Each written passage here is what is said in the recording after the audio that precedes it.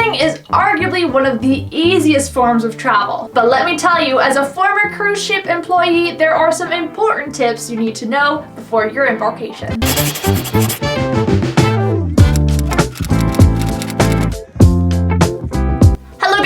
To another episode here at Tourist to Local. My name is Juliana, and on this channel I share with you guys my travel tips, city guides, stories from my adventures, product reviews, and more. Before we get started, as always, if you learn anything in this video, if I make you smile, if I make you want to travel more, please hit subscribe down below. I'm trying to reach 10,000 subscribers, and subscribing is free for you and means the world to me, so go ahead and consider doing that, and we're gonna move on into this video. I spent 1 year working on Carnival ships, so I guess you could say I know the ins and outs of cruising. Today I have 12 tips for you guys to save time, money, and frustration while cruising, so let's get started. Number 1, bring cash with you. ATMs on ships have incredibly high and shocking ATM fees. So my suggestion is bring a few $100s in cash with you on the ship. This you can use in port, and of course to tip your waiters and housekeepers, which yes, you should be doing on the last night of your cruise. Number 2, ask crew members for the best Wi-Fi spot. I can say off the top of my head that I know at least 3 undiscovered Wi-Fi spots in almost every port in the Caribbean. Since we would visit those places so often, they became like our second home, so we became pros at finding Wi-Fi, finding places that had great food, fast connection, so crew members truly know where the best spots to go to get Wi-Fi are. Number 3, bring a power strip. My cabin only had 2 outlets. This is not uncommon. So my suggestion is to bring a power cord. Everyone in your party will thank you, and they can all charge their phone at the same time. Number 4, take advantage of first day discounts. Get on the ship early and you'll be shocked by how many raffles and drawings and discounts they have just for simply arriving early. You can find these first day discounts especially in the spa and gym, in the gift shop, especially liquor sales tend to be very discounted on the first day, as well as booking things like shore excursions and restaurant reservations. And if you are interested in getting a spa appointment of some sort, like a nice massage or facial, try to book that for the very first day of the cruise. You're gonna get an insane discount because it's very hard for them to find customers on the first day since everyone's getting used to the ship. So if you're wanting to get lots of money off, book it on the first day, and if not then, try to book it during a port you're in that maybe you're not interested in getting off.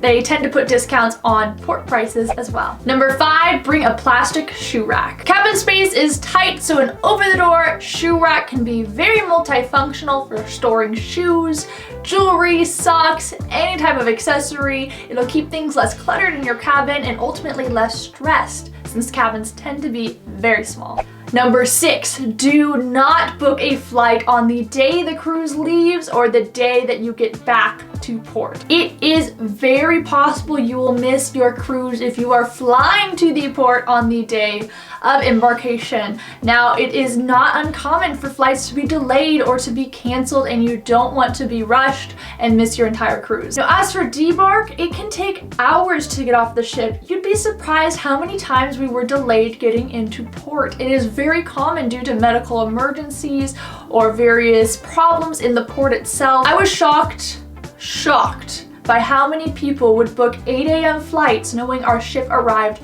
at 6 a.m. to port. There is just no way that you're going to make it if you book a flight that early.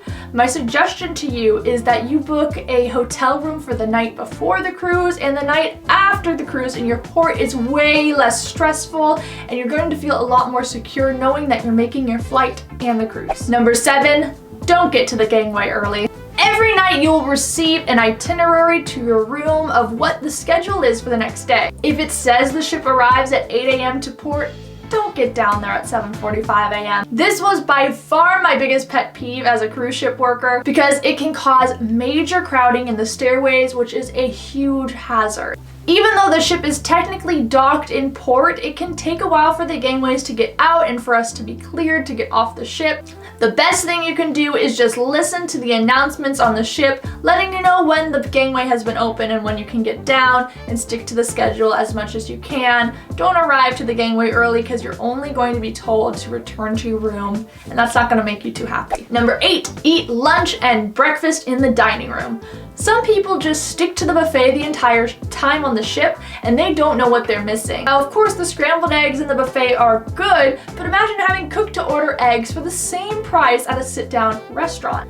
Sitting in the dining room and eating lunch and breakfast is just so much more fun. The menu is way more fancy and you just get some really delicious things there. So don't miss out on that. Lunch and breakfast are definitely some of my favorite meals to get on the ship. Avoid the buffet, even though it is good, but not as good as what you'd find in the dining room. Number 9, on the first day of your cruise, check where your seat is in the dining room and make arrangements to change it if it doesn't please you. If you arrive early to the ship, you can see exactly where your table is. Request a window view if you can. You'll get to talk to the maitre d' before anyone else can, so arriving to the ship first is a very good thing. Number 10, book tours ahead of time. Tours are almost always refundable within 24 hours, though it does depend from cruise line to cruise line. And if you book it in advance, that guarantees that you'll have a spot if you do decide you want to do that gondola ride in Venice.